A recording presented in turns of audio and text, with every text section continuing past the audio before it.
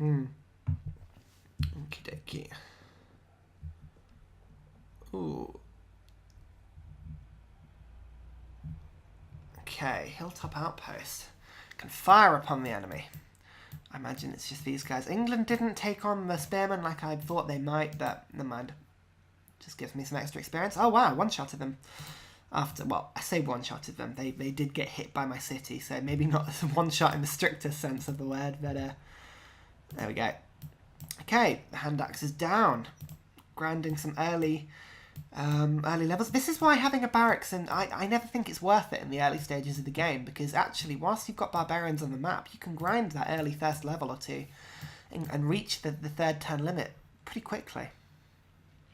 Extra gold. I don't want to become too dependent on Japan, really, because I'm going to be killing you. I mean, don't tell Japan, but he's going to die pretty soon. I tell you what, I was about to say, on the map, look, you've kind of got maroon and red. It's not the best in terms of being able to tell who is whose, but, and I must say this, after playing with the Shazoni in my first playthrough, and now we're playing with India last time, the Persian colour scheme, that red and yellow combination, I love that. That is one of my favourites. I really do enjoy that colour scheme. It's quite pretty. The Japanese one's alright. The English one I really dislike. That burgundy, ugh. Reminds me of my school. My school had this horrible sort of burgundy colour and it was, ugh. Did not like that. Okay, is this work? Oh, this worker is now done. There's a hill here, so you can quickly go and rush that forest here. And you can see actually we got multiple turns worth towards that library there, so that's good. No, you don't move. You, worker, you can just quickly build the pasture. Let's get some horses into my network. Yeah. Early game cavalry is always good fun. Well, not cavalry, horsemen. And we're going to need the horses anyway in our trade network for when the immortals do upgrade to lancers later in the game. The barbarians are spewing out things as quickly as I can kill them, but that's fine. With our double archer combo, they shouldn't be able to take us on. I'm sure they'll probably take a shot back. Oh, I tell you what, I am absolutely freezing. One sec, I can probably reach my jumper from here.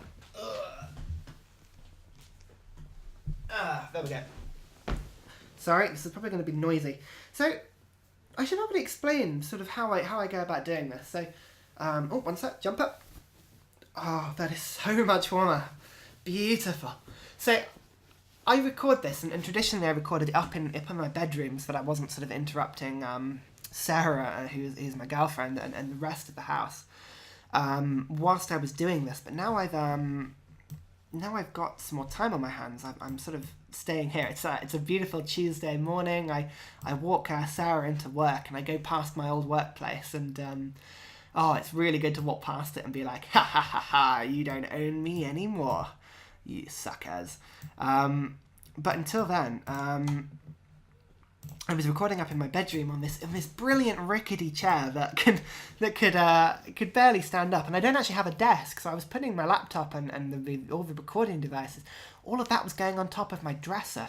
So you can imagine, my legs are sort of splayed either side of the drawers, and trying to sort of get as close as I can to the dresser, but with no foot room. But now I'm downstairs. I'm sort of sat on my legs under the coffee table. I've got the setup nicely. It's all good. You can see here again. We're going to be so let's think forward. Japan are on planes. London's on planes. York is on planes. We just keep going on the open. Yeah, that's it. So actually, for a little bit of time, I'm going to be able to record downstairs, which is great. It gives me a little bit more flexibility. But the problem is it's really cold down here, so hence why I just kind of spent an absolute age putting on a jumper. So apologies for that. What was I going to say? The recording stuff I use. Now, you may notice that whilst the audio is fairly clear, there's a little bit of background noise, and obviously you can hear the background noise because I don't have the game noises in the background. When I figure that out, it'll obviously be a little bit better. But until then, I don't actually have anything to stop the you know, the breathing noises. I don't have one of those, what do you call them? The guards you put in front of the speakers. I use a Yeti Blue microphone. I think it was, what was it, 70 quid off Amazon. It was normally about 100 quid or $100, which I always thought was a little bit unfair. As Brits, we tend to get, you know, off Amazon especially, the Americans seem to order everything cheaper. But I got it just before Christmas, actually, just for 70 quid, I think, in one of the Amazon sales. I'm sure you'll tell me that you could have got it cheaper elsewhere, but I thought that was not a bad little deal. So I should probably, I use my Yeti Blue, just sort of put on some books to take it off the level of the table, just sort of behind my laptop. So when I'm looking at my laptop screen, I can, obviously it's sort of perched behind it, but as you can hear, my mouse noises are pretty heavy. So I'm going to have to work on that, see if I can get the quality a little bit better. Down here, all I'm doing is I'm just killing things. I've got my first immortals, as you can see, and you can see the bonus healing is pretty handy. Heals at double rate. I'll show you that in a second. Okay, our first library is finished, so let's just get the monument up here. Once we get a monument everywhere, then we can build the what do you call it? What's it called? Not the National College, not the Heroic Epic, the something monument. What's it called? National Epic. There we go. We're going to need that for later in Forever Golden, our capital. Clearing a forest has done 20 for Hilltop Outpost. You can see here we go. That's going to really rush our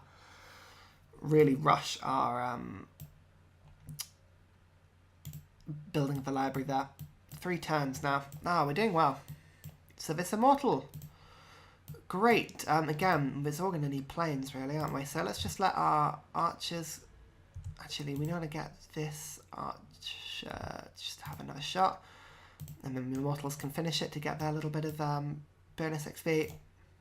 Wonderful. These guys are all level 2, as if I'd built barracks. So really, I don't think I lost out at all by not building barracks there. Now the worker. Now these hills around my territory, I really need to sort of make full use of them, because on a plains area. Luckily we've got lots of horses, but on a plains area, traditionally we'd have quite low production. So I'm just going to stick another mine down here. It'll give the outpost another hammer to be using, which will be good for here. Ah, wonderful. Okay, so before I anger too many people, I should probably see if I can get some trading going with England. They're guarded against me already. Wow. I've only got 1 gold per turn, so maybe Japan's deal was about as good as I was going to get it. 4 gold per turn. Yeah, let's get that 4 gold per turn from them for now. I know I could be getting more, but it just means that I can finish building the rest of my army fairly quickly. It supports more army at the start of the game. I lose it obviously once I go to war with Japan, but you know, it dies there, and furs as well. That's going to give us at least some gold, so we'll live. Okay, so we've got 2 immortals, we've got 3 archers. Let's build 2 more immortals. And then that should tie us well into being able to build catapults. And we can go from there. Archer. You can come to... I'm just going to sort of stick you on top of my sort of important bits and pieces, actually. No, I'm going to switch the immortals around. So I like to keep archers inside cities. It sort of, to me, it feels like it doubles up the attack. And I'm going to keep the immortals just waiting on my gold mine, just to stop things from plundering it, if anything. Right, let's move these immortals back to my territory. And I can explain the healing a little bit more from immortals.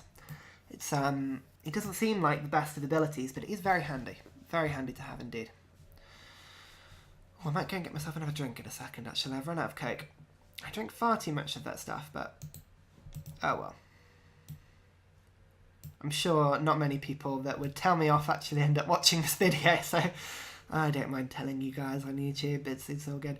This archer, you're just going to wait on the furs, and then the immortal can come to here. Wonderful. So we've got a nice little standing army, actually. What I might do is I might get rid of my warrior just in order to keep my gold income nice and high to support another immortal. Let's do that. I would rather have an immortal at the start of the game than a warrior. Let's move you then, immortal, to here.